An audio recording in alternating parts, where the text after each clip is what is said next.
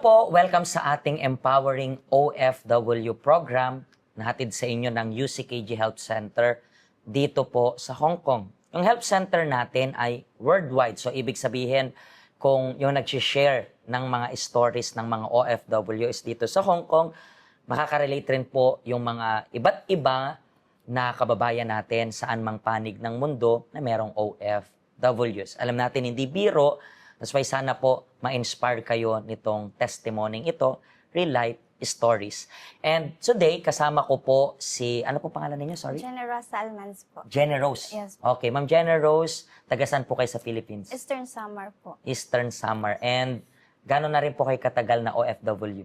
5 years po. 5 years. Dito Dito lang. lang po Dito sa lang. office. Pero anong naging reason mo kung bakit ka lumabas ng bansa? Yung ano po, mga parang mga maling decision ko po sa Pilipinas po. Tapos po, pressure po sa family. Pressure sa family.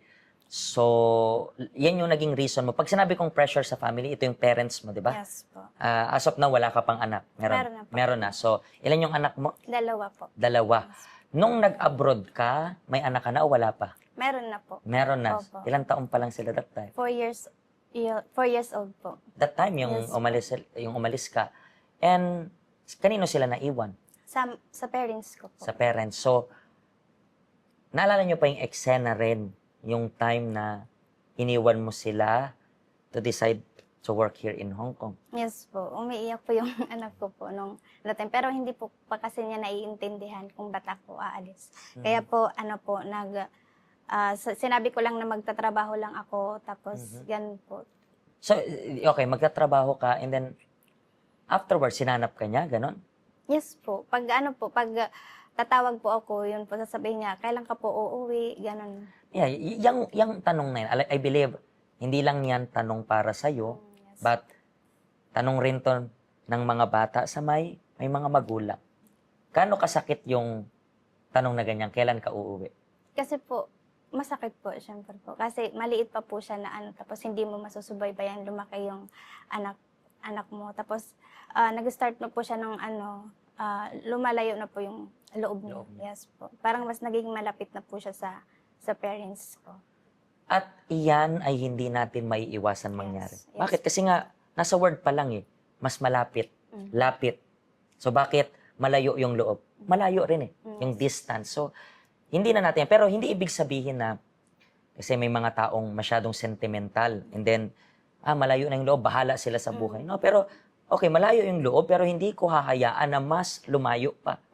So, importante na, nandyan ka pa rin. Kasi, intindihin mo, kung in the same way na kailangan kanilang intindihin na nag-work ka para sa kanila, kailangan mo ring intindihin na may pangungulila sila, kaya ganyan yung reaction nila. Yes po. Diba? So, masakit kasi, imagine niyo yung tanong na, kailan ka uuwi?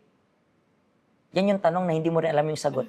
Totoo po. Diba? Hindi mo alam, parang meron kang idea, but hindi mo alam Hindi kung mo, kailan ka yes uuwi. po. Kasi, hindi naman minsan ikaw nagdi-decide kung kailan ka uuwi. Yes po. Diba? Saka Yan po yung nangailangan. masakit yung part na yan. Pero bakit Hong Kong yung pinili mo? Kasi nandito po yung nanay ko. No po. Nauna po siyang mag-work dito. So parang may idea ka sa Hong Kong dahil sa kanya? Yes po. Pero Hong Kong talaga yung gusto mong ma-abroadan or hindi? Dito po talaga sa Hong Kong. Kasi nabalitaan ko na lang po na mas open country po sila dito kaysa po sa ibang bansa. So talagang Hong Kong. Yes And po. ngayon nakailang amo ka na? Isa pa lang? Or... Pang-apat po tong... Pang-apat? Yes po. So 5 years, di ba? Yes So po. ang dami mong... Hindi po, yung una po kasing amo is 4 months lang po ako. Tapos nag-break contract na po ako. Ikaw yung nag-break ng contract. Po. And then, Tapos po, nung sumunod po, hindi ko po siya natapos. Parang 1 year lang po, tsaka 8 months. ikaw ang tinerminate or Ako po yung umuwi. umuwi ka? Yes po. Parang ano yun? Parang break contract rin or hindi Yes naman? po, parang break So contract. sa second, nag-break ka rin ng contract. Yes po. And then sa third, Sa third po is, na-finish ko na po yung yung contract ko. pero hindi ka na nag-renew. Opo, hindi Parang na isa lang. And then sa fourth, po. Dito po is magpa 5 months pa lang po ako sa kanya. so bago-bago pa lang Yes dito. po. So, alam ko na, tingnan nyo, within the span of 5 years, kumbaga parang ang ikli pa lang noon, tapos meron ka na agad na 4 na amo. Pero para sa'yo, ano yung pinaka nag-struggle ka while working abroad? Anong adjustment? Ano yung situation na talagang nahirapan ka? Pinakaunang amo ko po, Pastor, kasi naranasan ko po yung talagang katulong ka talaga na parang ida-down ka po talaga nila. Tapos yung tulog ko po doon is 2 hours lang to 3 hours, parang mga ganun lang po. Bakit, baby, inaalagaan mo? Hindi po, kasi yung mga amo ko po is nagmamadyong po sila ng until umaga po. Tapos yun doon lang po ako uuwi doon sa ibang bahay. Kasi 2 bahay po yung inuuwian ko. So talagang aantay mo pa silang matapos. Yes po. Kailangan ko pa po silang pagsilbihan, ganun po. Tapos wala pong sapat na pagkain. Kaya hindi rin po ako nagtagal. Ilang months again? 4 months. 4 months lang. Yes po. Then ikaw mismo yung nag-break ng Yes contract. po. Anong naging reaction nila? Nag-notice ka pa ba? Hindi na. Nag-notice po. Kasi takot din po ako na hindi na makabalik dito. Parang pag ibaban nila akong pagbalik dito. Kasi especially first time mo pa, Yes. di ba? So, anong naging reaction nila? Nagpasa ka ng notice? Nung po, pinipigilan po nila akong umalis kasi nga po, mahirap po silang makahanap. Kasi ilang beses na rin po silang nagpalit-palit ng... Dahil nga rin sa ganong Yes sitwasyon, po. di ba? Tapos po, nung wala rin po silang nagawa. Yung naging reason ko na lang po is gusto ko rin alagaan yung anak ko. Sinabi mo na lang yan. Yes po. Pero ganito, nung nagpasa ka ng 1 month notice, nagbago ba yung trato nila sa'yo? Or Yes po. for good or for worse? For worst. For worse. Yes po. May Kasi- worse pa pala sa 3 hours yung tulog. Yes po. Noodles na lang po yung pinapakain sa akin. Yes po. Tapos, Kung dati ba ano ba parang pinapakain? At least yung... sinasama po kami sa restaurant pag Kaso nga din po, yun lang, parang konti lang din yung binibigay sa aming pagkain. So may kasama ka Yes po. na work ka rin? Nauna po siya ng mga 1 month po sa akin. Pero nung nalaman niya yung decision mo nga alis ka, anong naging reaction niya? Umiiyak po siya. Sabi niya, wag mo akong iwan dito. Iwan talaga kahit... Opo, kasi mas worst po kasi yung sitwasyon niya kaysa sa akin. Kasi, For sure, na-imagine ko kung worse na nga ng dalawa, Yes.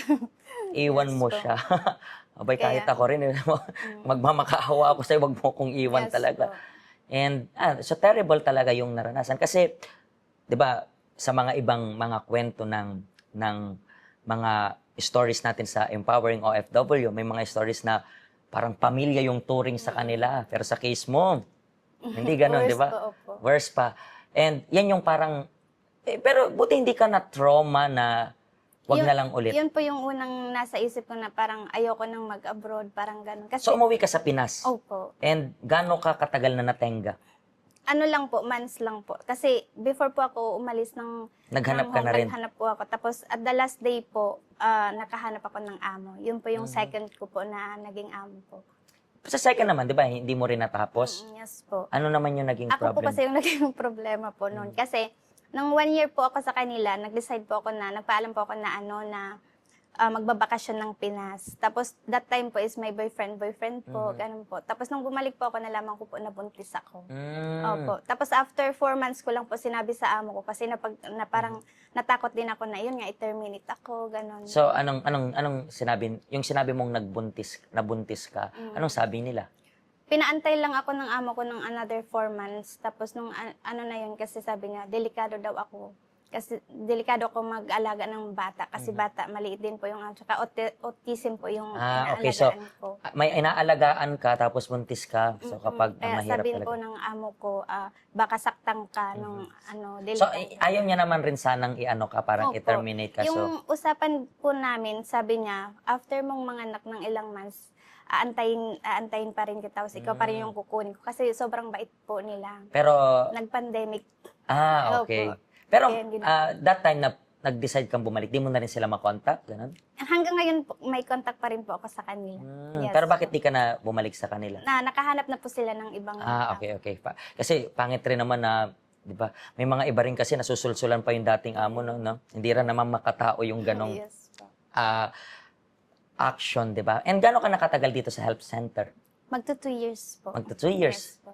And paano ka naman natulungan ng help center as an OFW? Malaki po yung tulong sa akin. Kasi dati po is emotional po akong tao. Yung parang konting problema lang is yung nasa isip ko na magpakamatay, ganun po. So naisip mo na rin siya, no? Yes po. Doon po sa second na amo ko.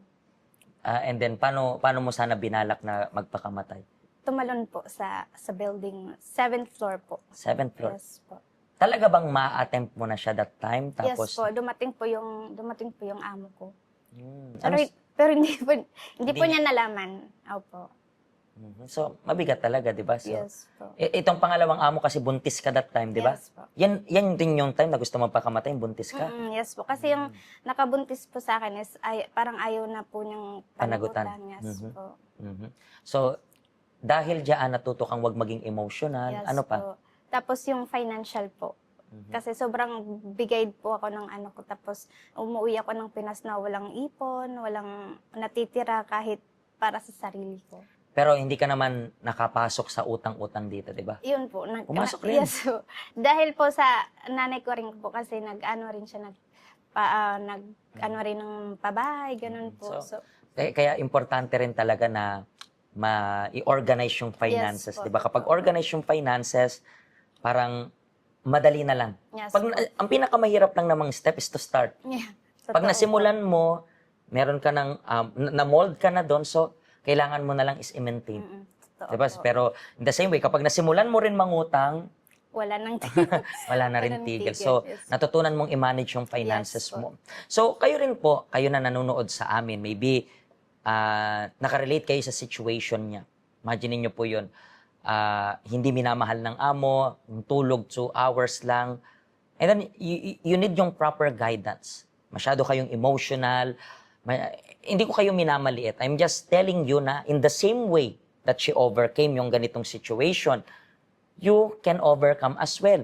Kailangan mo lang po ng tibay ng loob.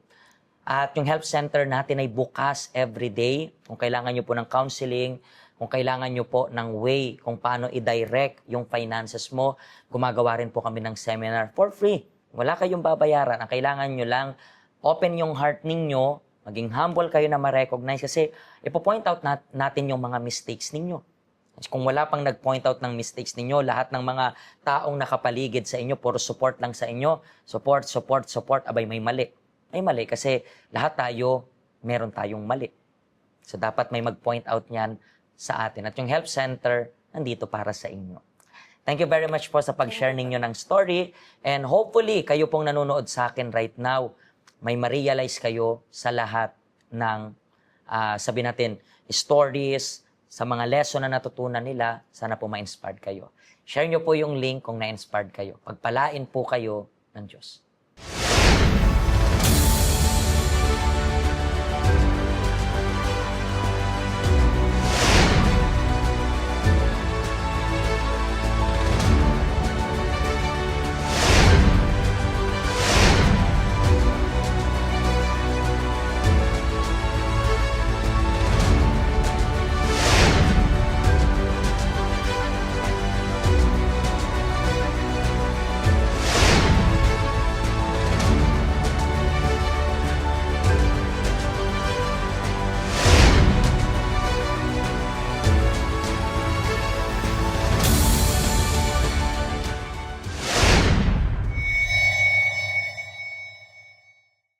Hello, ako po si Pastor Joshua dito po sa UCKJ Health Center dito po sa Hong Kong. At yung mga napanood nyo pong testimony ay mga testimony ng mga OFW dito sa Hong Kong. Pero I believe makaka-relate rin naman kahit nasaan po kayong bansa. Basta OFW. Ang health center po natin ay walang pinipiling religion. Base na rin po sa name, Health Center. Kung kailangan nyo po ng karagdagang information, nandito lang po sa baba lahat ng information na kailangan ninyo. Kontakin nyo lang po kami at magiging masaya po kami na matulungan ka, ma-assist ka, nasaan man po kayong bansa. Pagpalain po kayo ng Diyos.